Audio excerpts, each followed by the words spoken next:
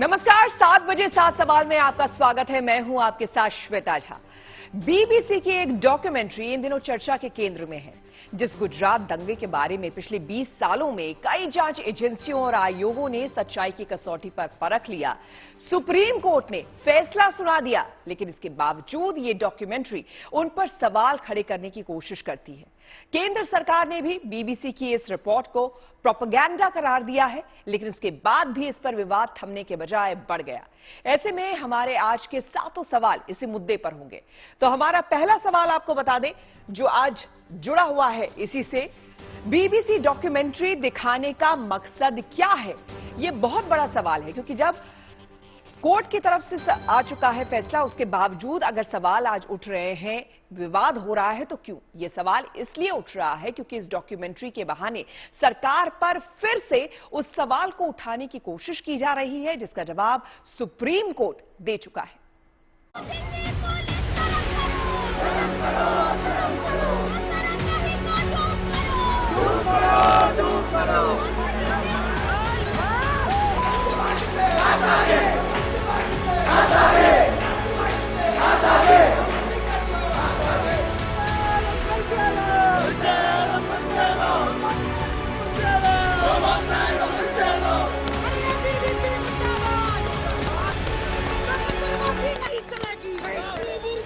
British broadcasting corporation यानी BBC की एक डॉक्यूमेंट्री पर देश में विवाद खड़ा हो गया है। इंडिया द मोदी क्वेश्चन के नाम से इस डॉक्यूमेंट्री को भारत सरकार ने देश के खिलाफ झूठा प्रचार बताते हुए इसको पहले ही खारिज कर दिया है और इसके प्रसारण पर रोक लगाते हुए इसको यूट्यूब और ट्विटर से हटा दिया है। विवाद 17 जनवरी को उस समय शुरू हुआ जब बीबीसी की डॉक्यूमेंट्री के पहले पार्ट का प्रसारण किया गया, जिसमें 2002 के गुजरात दंगों के दौरान गुजरात के तत्कालीन मुख्यमंत्री नरेंद्र मोदी की भूमिका पर सवाल उठाए गए थे। सरकार ने इस डॉक्यूमेंट्री वो बहुत कारणदार कार्यक्रम है। उस कार्यक्रम करने को जिन लोग, जो फेटर्निटी मूवमेंट का जो टीम है, उन लोग का ऊपर एक्शन लेना है बोल के हम यूनिवर्सिटी स्टूडेंट्स नाते, हम यूनिवर्सिटी का जो स्टूडेंट्स है, जो सब अच्छे से पढ़ना है और इस देश के लिए सोचना है, विचारधारा से हम बात कर रहे हैं। वहीं केरल में बीबीसी की इस डॉक्यूमेंट्री को बकायदा यूथ कांग्रेस की ओर से दिखाने का ऐलान किया गया। इसको लेकर वहां के कई जिलों में तो सियासी संग्राम सा छिड़ गया। तिरुवनंतपुरम में बीजेपी कार्यकर्ताओं ने यूथ कांग्रेस की तरफ से किए जा रहे बीबीसी स्क्रीनिंग का विरोध किया।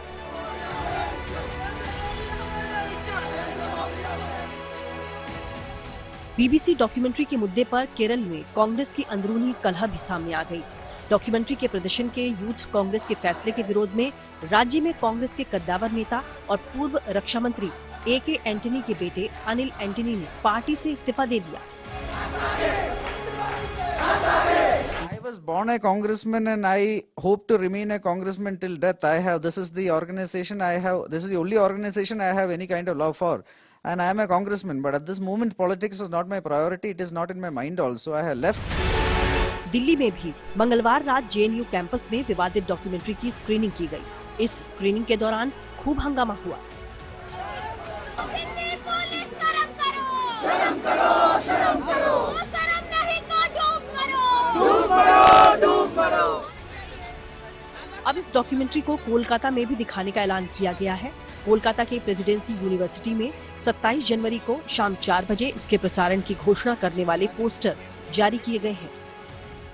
बीबीसी के विवादित डॉक्यूमेंट्री की स्क्रीनिंग को लेकर दिल्ली के JNU यूनिवर्सिटी में फिलहाल विवाद चल रहा है और इस बीच एक नया फैसला कोलकाता के प्रेस्टिजियस प्रेसिडेंसी यूनिवर्सिटी के स्टूडेंट्स की तरफ से ली गई है, जो बताया जा रहा है कि इस यूनिवर्सिटी के जो SFI यूनिट है उनके तरफ से इसका एक ओपन स्क्रीनिंग बीबीसी का डॉक्यूमेंट्री का किया जाएगा। वो 27 जनवरी की जाएगी। बीबीसी ने जिस विषय पर डॉक्यूमेंट्री बनाकर सवाल खड़े किए हैं, उस पर देश की सर्वोच्च अदालत, जांच एजेंसी और जांच कमीशन की रिपोर्ट के आधार पर पहले ही फैसला सुना चुकी है। लेकिन इसके बाद भी इस डॉक्यूमेंट्री को आधार बनाकर देश में सियासी बवंडर खड़ा करने की कोशिशें हो रही हैं। दिल्ली से अक्षय डोंगरे, तिरुवनंतपुरम से शिवी मोल तेजी और कोलकाता से ऋतिक मंडल के साथ bureau report, good news today.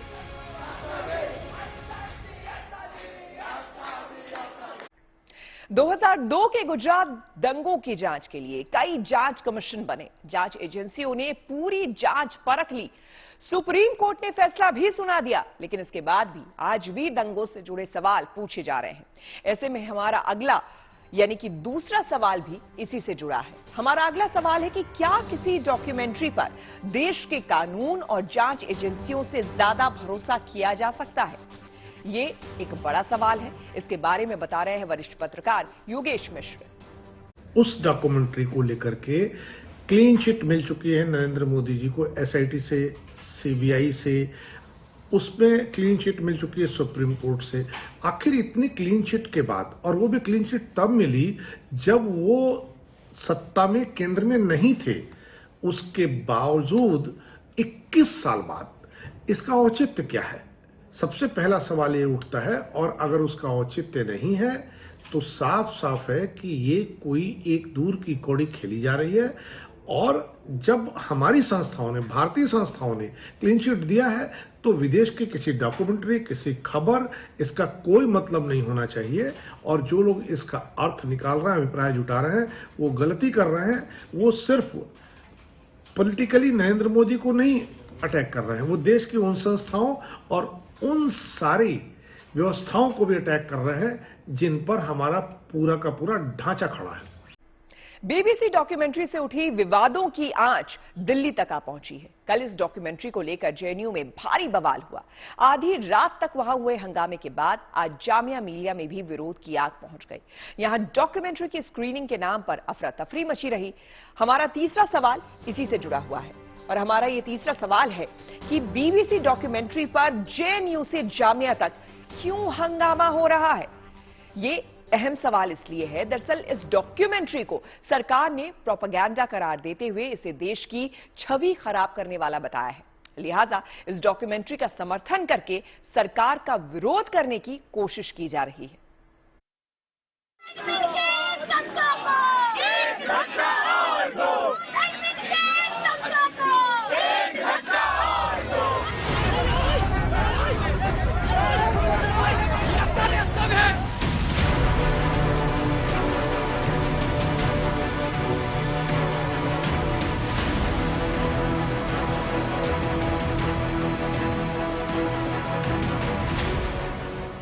BBC की डॉक्यूमेंट्री की विवाद की आंच दिल्ली के विश्वविद्यालयों तक पहुंच गई है।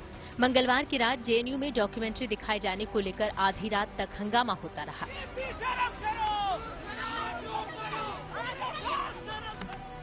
कल रात जेएनयू छात्र संगठन ने कैंपस में बीबीसी डॉक्यूमेंट्री दिखाने का ऐलान किया था। समय तय किया गया रात 9 बजे। इस ऐलान के बाद यूनिवर्सिटी एडमिनिस्ट्रेशन ने एक पत्र जारी करके स्टूडेंट यूनियन से इस कार्यक्रम को ये कहकर टालने का अनुरोध किया कि इससे कैंपस का माहौल खराब हो सकता है। लेकिन जेएनयू के छात्र संघ ने विश्वविद्यालय प्रशासन के अनुरोध को खारिज करते हुए डॉक्यूमेंट्री की स्क्रीनिंग को जारी रखने का फैसला लिया। रात 9 बजे डॉक्यूमेंट्री की स्क्रीनिंग का समय तय था, लेकिन ठीक आधा घंटा पहले रात 8:30 बजे कैंपस की बिजली गुल हो गई। काफी इंतजार के बाद भी जब बिजली नहीं आई तो रात 10:15 बजे छात्रों ने मोबाइल और लैपटॉप पर डॉक्यूमेंट्री देखना शुरू कर दिया। आरोप है कि जब बीबीसी की डॉक्यूमेंट्री के लिए छात्र इकट्ठा हुए थे तो किसी ने उन पर पत्थर फेंके। इसके बाद वहां हंगामा खड़ा हो गया। आरोप एबीवीपी पर लगा, लेकिन एबीवीपी ने इन आरोपों को सिरे से खारिज कर दिया।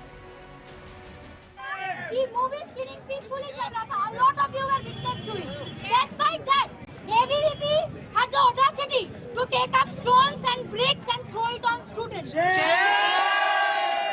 What reports are coming? This will be concretely put up by JNUSU. 7 से 8 स्टूडेंट्स को ऑलरेडी चोट लग चुका है। डॉक्यूमेंट्री के लिए जुटे छात्रों का आरोप था कि उन पर हमला किया गया, लेकिन उन्हें बचाने कोई नहीं आया। किया था डरपोक लोग वहीं पे खड़े होकर स्टूडेंट्स को मारने की कोशिश कर रहे। Now we have called the administration. The JNUS has called the SHO even, but they are not coming to any rescue. हम यहाँ पे बैठ के ये तमाशा नहीं देख सकते हैं। Our students are at risk. इसके बाद छात्रों ने आधी रात को वसंत कुंज थाने तक मार्च किया।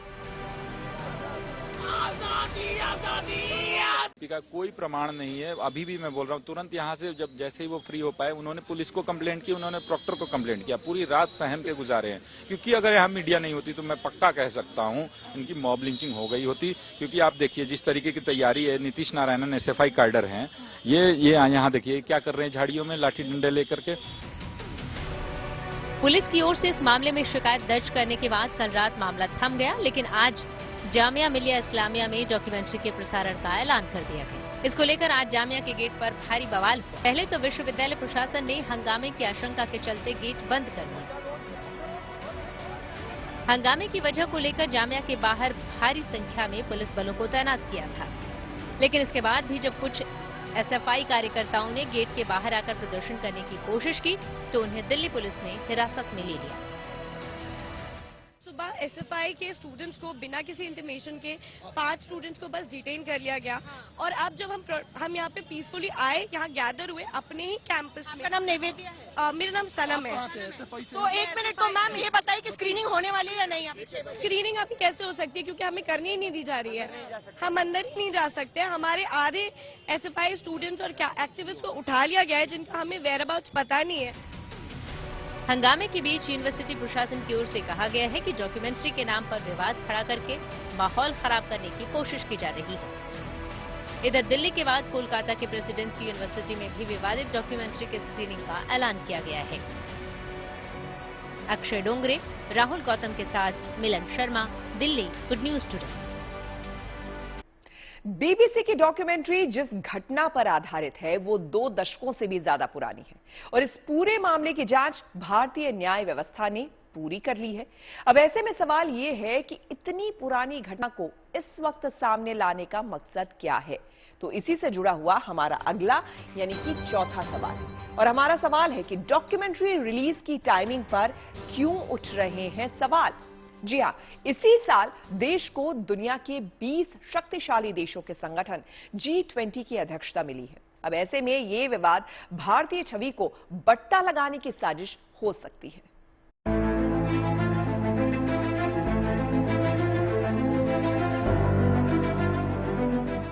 BBC की गुजरात दंगों पर डॉक्यूमेंट्री को लेकर विवाद बढ़ता जा रहा है। इंडिया द मोदी क्वेश्चन के नाम से बनी इस डॉक्यूमेंट्री को केंद्र सरकार ने पहले ही सोशल मीडिया से हटा दिया है, लेकिन इस पूरे मामले में अब BBC डॉक्यूमेंट्री की रिलीज पर सवाल उठने लगे हैं। इसके पीछे तर्क भी है। केरल के राज्यपाल आरिफ मोहम्मद खान ने BBC डॉक्यूमेंट्री की रिलीज टाइमिंग को लेकर सवाल किया। उन्होंने पूछा कि BBC डॉक्यूमेंट्री को इसी समय क्यों रिलीज किया गया, वो भी तब जब भारत G20 की अध्यक्षता करने जा रहा है। The timing, all these things will have to be taken into consideration. This is the time when India has assumed G20 presidency. Why this particular time has been chosen to bring out this scurrilous material? So you can't ignore these things, and particularly coming from a source who had predicted, who were ruling over us for 200 years. And they had predicted at the time of our freedom that India is simply not capable of preserving its freedom. So when these comments come from people like this, then one has to take it with a pinch of salt. Arif Mohammad Khan का ये तर्क है कि जब भारत दुनिया भर के सबसे ताकतवर 20 देशों की अध्यक्षता करने जा रहा है तो ऐसे में भारत की छवि को धूमिल करने की कोशिश हो रही है। हालांकि देश के कई राज्यों, शहरों में इस डॉक्यूमेंट्री की स्क्रीनिंग को लेकर बवाल भी हो रहा है।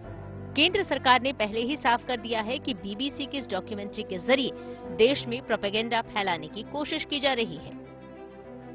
BBC की इस डॉक्यूमेंट्री के रिलीज के बाद कानून मंत्री किरेन रिजिजू ने ट्वीट किया था। उन्होंने लिखा, भारत में कुछ लोग अभी भी औपनिवेशिक नशा से दूर नहीं हुए हैं। वे लोग BBC को भारत का उच्चतम न्यायालय से ऊपर मानते हैं और अपने नैतिक आकाओं को खुश करने के लिए देश की गरिमा और छवि को किसी भी हद तक गिरा देते हैं। वैसे भी इन टुकड़े टुकड़े गिरोह के सदस्यों से कोई बेहतर उम्मीद नहीं है, जिनका एकमात्र लक्ष्य भारत की ताकत को कमजोर करना है। BBC की इस डॉक्यूमेंट्री को बीजेपी, पीएम मोदी और देश के खिलाफ साजिश बता रही है। बीजेपी ने डॉक्यूमेंट्री बैन को सही ठहराया। बीबीसी की इस रिपोर्ट को भारत सरकार ने एक पक्षीय करार देते हुए प्रोपेगेंडा फैलाने वाला करार दिया है। इतना ही नहीं, ब्रिटेन के प्रधानमंत्री ऋषि सुनक ने भी बीबीसी की डॉक्यूमेंट्री को खारिज कर दिया है। ऐसे में हमारा अगला और 5वां सवाल इसी से जुड़ा है। हमारा अगला सवाल है कि डॉक्यूमेंट्री में ऐसा क्या है जिस पर विवाद खड़ा हो गया है। बीबीसी के मुताबिक आपको बता दें कि उसकी डॉक्यूमेंट्री ब्रिटेन के विदेश मंत्रालय की एक रिपोर्ट पर आधारित है। इसके बारे में और जानकारी दे रहे हैं हमारे संवाददाता अमित भारद्वाज। जवाहरलाल नेहरू यूनिवर्सिटी से लेकर जामिया मिलिया इस्लामिया तक बीबीसी के कंट्रोवर्शियल बैंड डॉक्यूमेंट्री की स्क्रीनिंग को लेकर बवाल मचा हुआ है। लेकिन सवाल यह है कि आखिरकार इस डॉक्यूमेंट्री में ऐसा क्या है जिसको लेकर इतना हंगामा हो रहा है। टोनी ब्लेयर सरकार में रहे विदेश मंत्री जैक स्ट्रॉ के मुताबिक उस वक्त जो लोग गुजरात दंगे से प्रभावित परिवारों से जुड़े हुए लोग थे, वो सरकार के पास, ब्रिटेन सरकार के पास पहुंचे और उन्होंने मांग की कि गुजरात दंगों की जांच होनी चाहिए। इसी पर ब्रिटेन के विदेश मंत्रालय ने एक रिपोर्ट मांगी थी और उस रिपोर्ट में गोधरा दंगों की बातचीत की गई है, जिसके हवाले से डॉक्यूमेंट्री बनाई गई है। और अब आरोप ये लग रहा है कि जो रिपोर्ट फाइल की गई थी वो एक तरफा थी। साथ ही भारतीय जनता पार्टी का कहना है कि बीबीसी ने जिस डॉक्यूमेंट्री को बनाया है, कहीं ना कहीं भारत की इमेज को धूमिल करने की कोशिश की गई है और इस डॉक्यूमेंट्री को पूरी तरह से एक तरफा भारतीय जनता पार्टी ने करार दिया है। वहीं दूसरी तरफ देश में अलग अलग यूनिवर्सिटीज में और राजनीतिक पार्टियों के बीच, अपोजिशन पार्टियों के बीच घमासान मचा हुआ है। लेकिन बीबीसी के डॉक्यूमेंट्री के दोनों पार्ट्स को भारत में फिलहाल बैन कर दिया गया है। बीबीसी की डॉक्यूमेंट्री के बहाने एक बार फिर से प्रधानमंत्री नरेंद्र मोदी को घेरने की कोशिश की जा रही है। उन पर सियासी हमले किए जा रहे हैं, जबकि बीजेपी इस रिपोर्ट को भारत की छवि धूमिल करने वाली मनगढ़ंत रिपोर्ट बता चुका है। ऐसे में हमारा छठा और अगला सवाल इसी से जुड़ा है। हमारा सवाल है कि क्या डॉक्यूमेंट्री के जरिए सियासी लड़ाई लड़ी जा रही है?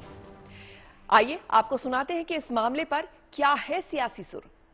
सुप्रीम कोर्ट के फैसले के बाद सुप्रीम कोर्ट ने एसआईटी गठित की, एसआईटी ने अपनी रिपोर्ट दी, क्लीन चिट दी, फिर उसके बाद सुप्रीम कोर्ट में फैसला आया, फिर दोबारा से मामला गया कोर्ट के अंदर, फिर कोर्ट ने वापस से उस पर कहा कि ये एक षड्यंत्र है, एक सोची समझी बदनाम करने के लिए षड्यंत्र रचा गया और उसमें 2 लोगों को उसमें दोषी भी ठहराया कि जो इसके पीछे है, उनके खिलाफ कार्रवाई के लिए भी कहा गया। उसके बावजूद आप निरंतर समाज में वैमनस्य फैलाने के लिए, हिंदू और मुसलमानों के अंदर वैमनस्य फैलाने के लिए और मुसलमानों के वोट के चलते हुए सत्य कभी न कभी बाहर आता है, तो उसका सामना करने के लिए राजनेताओं को और राजनीतिक दलों को हमेशा तत्पर रहना चाहिए। वैसे ऐसे पहला बार नहीं है कि जब किसी डॉक्यूमेंट्री या फिर फिल्मों को प्रसारित होने से रोका गया है। संवेदनशील और सियासी मुद्दों पर कई ऐसी फिल्में बनी हैं जब उनको प्रदर्शन की इजाजत नहीं मिली है। ऐसे में हमारा अगला और 7वां सवाल इसी से जुड़ा है। हमारा अगला सवाल है कि संवेदनशील मुद्दों की वजह से पहले कब-कब डॉक्यूमेंट्री और फिल्मों के प्रदर्शन रोके गए हैं, ये जानना जरूरी है। तो आइए आपको ग्राफिक्स के जरिए बताते हैं कि कब-कब ऐसे फिल्मों और डॉक्यूमेंट्री को प्रदर्शन से प्रतिबंधित किया गया है।